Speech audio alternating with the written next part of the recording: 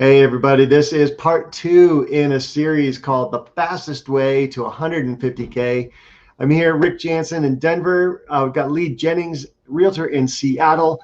And we are talking about, in this series, we're talking about how to get to 150,000 gross commission income. We're going to dive right into practical and tactical tips. Yesterday, we covered expireds, FSBOs, how to get a preview appointment for a listing. And we are primarily focused on listings because that is the fastest way to 150K. Today, circle prospecting. Good morning, Lee. Good morning. How's it going? Let's talk about circle prospecting. Yes. So what does that look like to you? You got Cole technology for your numbers. You can also do that via Redx. They've got a geolocating thing where you pop in an address. And it'll give you the phone numbers for 50, 100, 200, 300 addresses around the address you put in. Really cool technology. You can use any provider. Lee, when do you use circle prospecting? All the time. So that's the thing that I love about, that's probably literally the easiest call you'll ever do, because I circle prospect anytime I take, every time I take a new listing. So, oftentimes, I'm in a huge market here. And so I'll take a new listing and I will immediately search the closest, maybe 100 or 200 properties around that property in Cole. And then I can, that actually will upload directly into my dialer, and I can just call those people right away. And it's really the easiest call you'll ever do, because you're just letting them know that you just listed something in the neighborhood, and you're really just asking them if there's anything in the world that you can do for them. So you're actually making the call. You're not just slide broadcasting that one. That's actually correct. You making the call. You're plugging them in. And the nice thing about your dialer, do you use Mojo or who do you use? I can't remember. I use Mojo right now. Vulcan 7 has a tool for prospecting that way as well, and they have a built-in dialer, and so you can do that as well. Because I found here's a little tip for people. I found I wasn't using a dialer, right? So I did a listing on Friday. And I was like, hey, we're gonna have a lot of traffic in your neighborhood from 11 to 2 on Saturday. Just giving you a heads up. We listed a home. The marketing we do, we're gonna drive it in like crazy. And I did it out as a slide broadcast. But when I downloaded that information from the Redx and I put it into Excel, then it cost me like 15, 20 minutes to sort through columns, find all the DNCs, find all the do not calls, right? And I wanted to make sure that I wasn't violating any rules, but you lose time. Right. So there's always a trade of time for money, isn't there? Exactly. Yeah. So that's the thing about, that's kind of an overarching principle with all the things that we're talking about in this kind of segment of yesterday and today. There's this idea that like somehow using these providers will cost you time. It's the opposite. You need to use technology and be more efficient when you're making calls across the board. It's going to save you so much time. And like on these lists, it's just a given. Right. So, because let's say you upload 300 numbers, it's going to scrub out and probably give you 125, 150 calls. And then the system like Mojo will start dialing. And the cool thing about a program like that, and it doesn't matter which one, but the cool thing about an auto dialer is when the call goes out, if it clicks to voicemail, you can set it so that it leaves a voicemail and just skips to the next number. But you already pre-recorded the voicemail, right? So think about the energy of leaving a voicemail. Hey, it's Lee. I just had the blah, blah, blah, blah. You have that energy for a phone call one time, maybe 50 times, but 100 times every day? No, you don't. Right. But if you record it once with high energy and then you drop that voicemail in and it skips to the next number, you speed up your calls, right? And the more calls, the more contacts you have, the more success you have. Am I right? Yeah. Oh, definitely. Yeah. That's just, there's repetition to that, and you really just want to make the dials, get through them, and as you're saying, retain that energy the whole time. So give me a success story, right? So, everybody, they're not everybody, but the majority of people who don't make calls are not making calls because they're afraid they're going to get yelled at, they're going to get screamed at, people are going to hang up on them, someone's going to be rude, it's going to give them a whole bunch of negative energy, blah, blah, blah, right? So what's the golden egg at the end of the call prospecting? You get someone on the phone. What's a recent success story? So here's one that this is probably the biggest one that I've had so far, circle prospecting.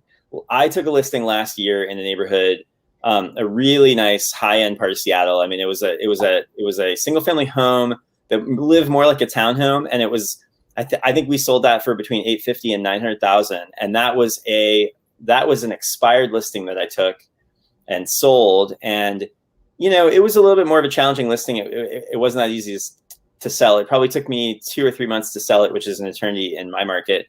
But that gave me time to circle prospect the entire neighborhood. I circle prospected that entire neighborhood. It's East Lake, which is like a fantastic part of Seattle, very close to Lake Union, Amazon, all that stuff. I spoke with a lady who had a property right in the same neighborhood, set a preview appointment. That now turned into a $1.4 million listing, just a few months later. So it's things like that. I mean, that shows you the value. I mean, that's a dramatic example, but that is entirely possible. You just have to make the calls. Right. And anybody that's been in real estate for more than 30 days can say times 3.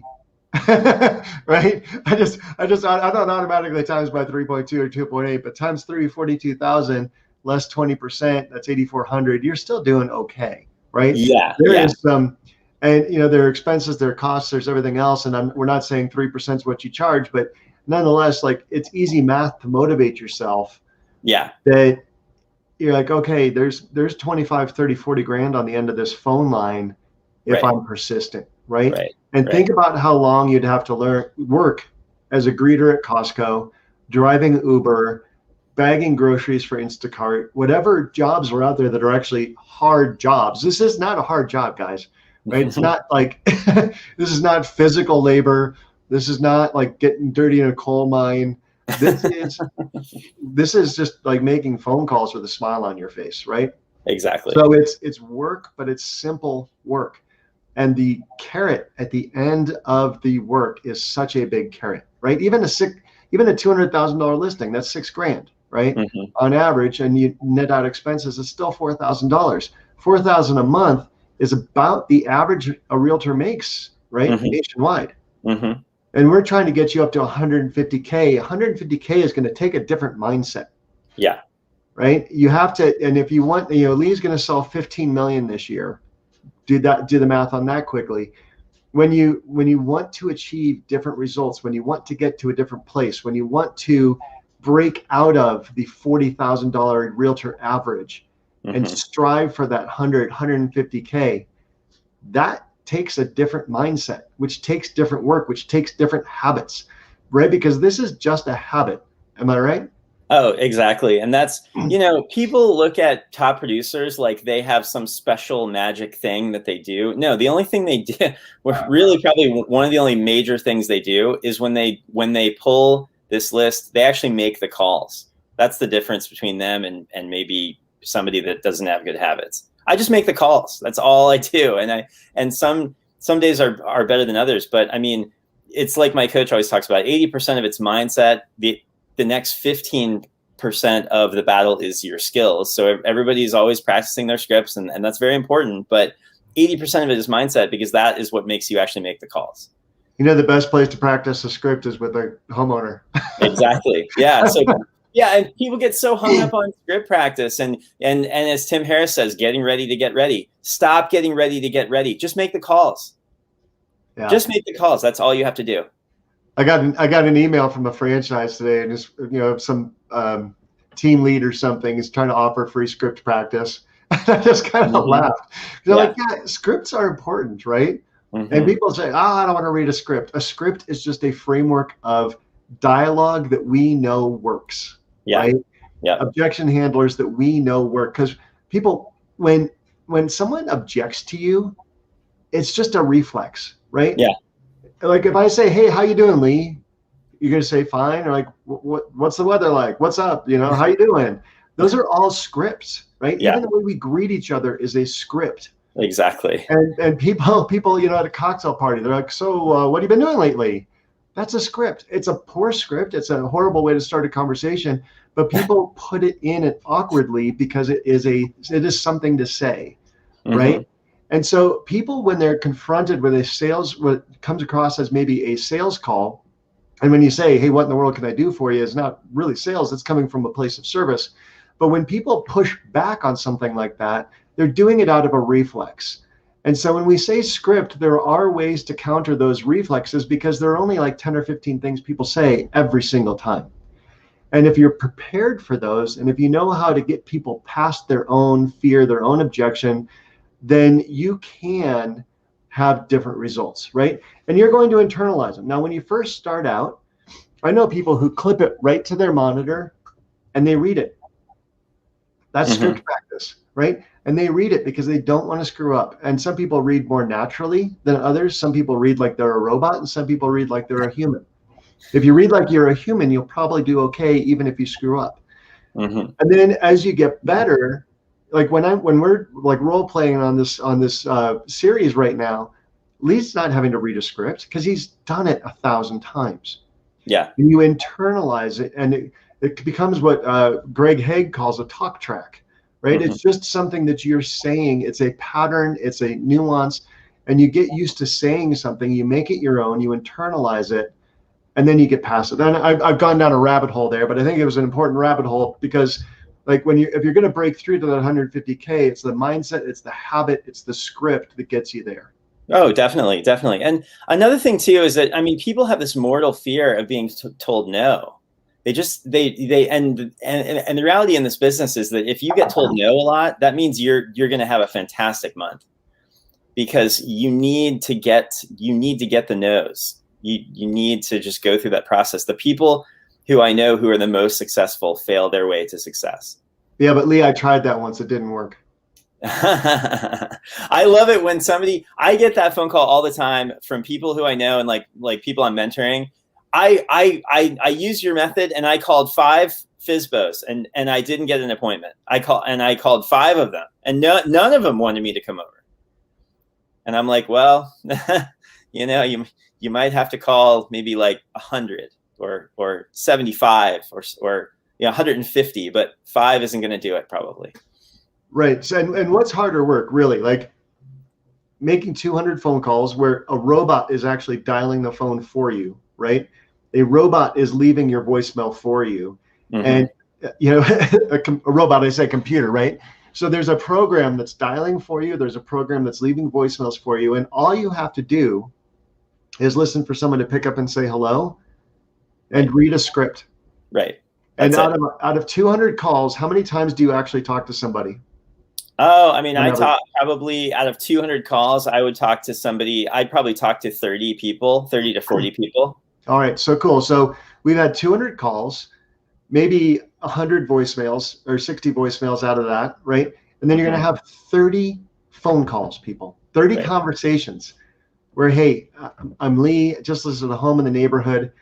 How in the world can I be of service to you today? Right. Something along those lines. Right. It's very simple. Some people are like, I don't care, whatever, blah, blah, blah, blah, blah. And some people are rude, right? And it's not really rejection that you're facing. It's just that you're confronting humanity. Right. Somebody might have been bottled up in their home for COVID for too long. Somebody might have had a fight with their spouse this morning. Somebody might have tripped over the dog this morning and hurt their ankle. Like whatever it is, they're having a bad day. They need a hug. And they're going to vent it on you because you're the first person they talked to this morning. And that's unfortunate, but that has nothing to do with you. Right. Exactly. I use it to fuel me. And as a rule, it's so funny. I told some of my peers in my coaching program, I mean, I know that I'm going to have a phenomenal month if I have people yell at me, because that's just how it works. So today we were circle prospecting. How in the world can I help you? How in the world can I be of service to you? And sometimes it's like, hey, do you need a dog groomer? Do you need a recommendation for a new restaurant? Give people tips. Like they're thinking you're in sales mode and you're just in service mode, right? Right. Exactly. I came across a great window contractor last week. As a realtor, I provide a lot of service to a lot of my clients, and I interact with a lot of tradesmen. Are there any improvements you're making to your home right now where you need a recommendation, like a landscaper or a fence person or an egress window? Like if you lead with that, man, look at nextdoor.com. It is lit up all the time with people asking for recommendations. Yeah. Right? So if you're circle prospecting, go up there, have Nextdoor open, have the plumber, have the handyman, have the fence guy right there, and say, you know what, Susie in Green Acres just recommended Bill the plumber. Can I give you his phone number? Right? Reference the neighborhood. Tie yourself in, man. Right? Oh, for sure. And the great offer, thing about offer those services to people. The great thing about circle prospecting in general is that there isn't, you can do, I mean, there is no limit to how much of it you can do. I mean, I always laugh when I hear like new agents say, well, I don't have any leads. I'm like, well, if you get something like cold information, you can circle prospect all day, every day. There is no limit. You can, I mean, there is like sometimes on expireds or FSBOs or other lead types, there's like a limit because maybe you only got 4 today that are new, or 2, or they aren't in your area or whatever. Circle prospecting, you can circle prospect at any time. And there's always a great reason to be calling people in these areas because you already have listings or business in this area, whether it's you sold a home, like you were on the buy side, or you listed a home. You can circle prospect based on that really for any reason. And even if you don't have listings in that neighborhood, you can still circle prospect it. So it's a great lead pillar. So just quickly, what's the angle? 2 things. First of all, if you don't have any listings in the area, right? And let's say you don't even have any buyers, right? You're a brand new agent. What's your approach there? And number 2, how do you make it so it's not a one and done? How do you get them in your database? So on that call, let's say you're prospecting a neighborhood that you just want to be working in, but you don't have any listings in there yet. It's an even simpler call. You just call them up, you introduce yourself, and you get like, you know, I'm a local realtor in your area, and I'm just wondering if there's anything in the world that I can do for you. That's going to, you know, sometimes elicit a conversation. If you can get somebody on the phone, an actual, you know, live body who owns that home in particular, and get their email address, then I set them up in my CRM to receive a periodic email. That person at that point is a contact. So that's what I'm trying to build, is my database at that point. So how do you ask for the email? Because to receive something, you have to give something. Right. So for someone to give you an email, psychologically, they need to receive something of value that is greater than the value of their email address. Right. Your value proposition has to outweigh that. And folks, when your value proposition outweighs the value of receiving an email, the burden, the perceived burden, they're going to give you an email. So what do you say for that? So this is similar to for rent by owner call or an absentee owner call. I'm going to offer. Let's do those tomorrow. Yeah. So I'm going to offer them a free market analysis on their property. You know, and at that point I've established a little bit of a rapport, and so I'm going to say, look, I'm going to work this up for you. It's no obligation, and I'll send it over to you. It'll give you an idea of what to expect if you were to bring your home to market. Even if you're not going to do so right now, would love to keep in touch over the next year or 2 and see how things transpire. I mean, the average American is only in their home now for like 5 to 7 years. Yeah. And so I just offer that up to them, and I have great success with those. I mean, I send probably 5 or 6 of those out every day. So that's awesome. Well, hey folks, I haven't thought about this until just now, but it brainstormed to me. If you're listening to this live or recorded in the greater Denver area, or in Summit County, Grand County, Pikes Peak County, or Pikes Peak Association of Realtors, so all the greater central Colorado areas, if you're listening to this up in Seattle, if you send us an email or text us or call us or contact us in any way, we will give you a list of names to call. Yep. Right. We're going to give you 500 names. We'll circle prospect a couple of times for you. We'll use our accounts to give you phone numbers. Just reach out to us, and we're going to go further because we are tied into 52,000 realtors nationwide. I challenge you to challenge us, right? So no matter where you are in the country, if you want to circle prospect, if you want to try Lee's scripts, if you want to try this approach to making 150K, reach out to us. And no matter what association of realtors you're with, no matter what MLS you're in, we will get you, what do you think, 200 names. We'll get you 200 phone numbers in your neighborhood that you can call. We'll get those for you for free. We'll figure it out. And I can put you on I can give you the roadmap. I mean, it's really easy to do. So we're if you want to take action on this, right? You don't want to just wait around to make money. You actually want to take action this week. And you don't have to have a fancy dialer. You don't have to have a fancy CRM. You can use a legal pad and a landline. Like, I don't care if anybody knows what a landline is, Gen Y, Gen Z, they're like, what's that? You use a payphone and a pager. I don't care what technology you use. Any MLS in the country, we will get you 200 numbers. We'll walk you through how to do it. We will role play with you for a quick sec. We'll send you the script. Just text us, email us, call us, put something in the chat, and we will help you out. We'll get you the numbers. We'll get you like out of the starting blocks. Exactly. All right. Well, tomorrow, folks, it is, you heard it, for rent by owner and absentee owner. Rent by owners are my favorite lead type lately. Such a good lead type. Let's do it. All right, man. See you in the next session. All right. Bye. Thanks, Rick.